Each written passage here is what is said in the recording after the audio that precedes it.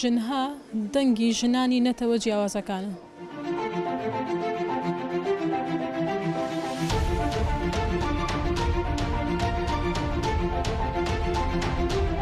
ئەمە خودی لە ژنە دەرکەونە.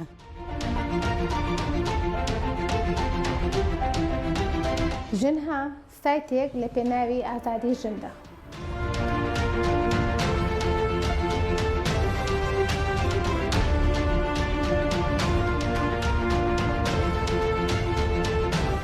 وكالة أنباء المرأة مصدر لقضايا النساء بمنطقة الشرق الأوسط وشمال أفريقيا.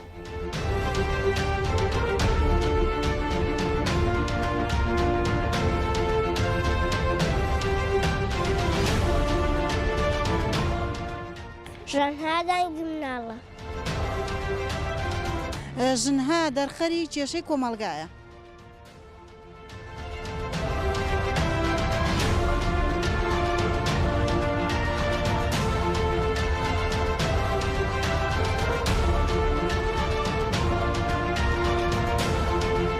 ژنها سەرچاوەیە بۆ پرسەکانی ژنان.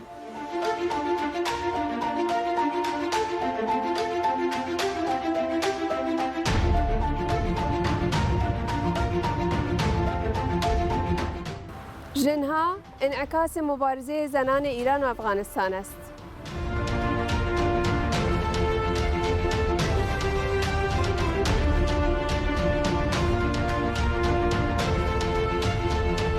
پێرزبایی ساڵە دەکوشینە ژنا دکم.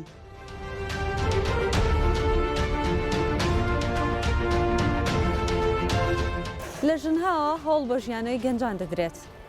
ژنها دەنگی هەمومانە.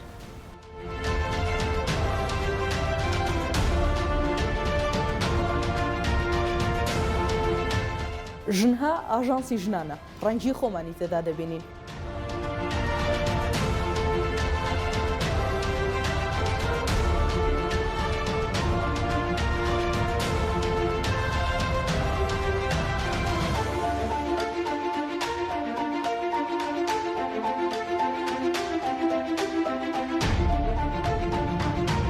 پێکەوە ژنها بەهێزەکەین.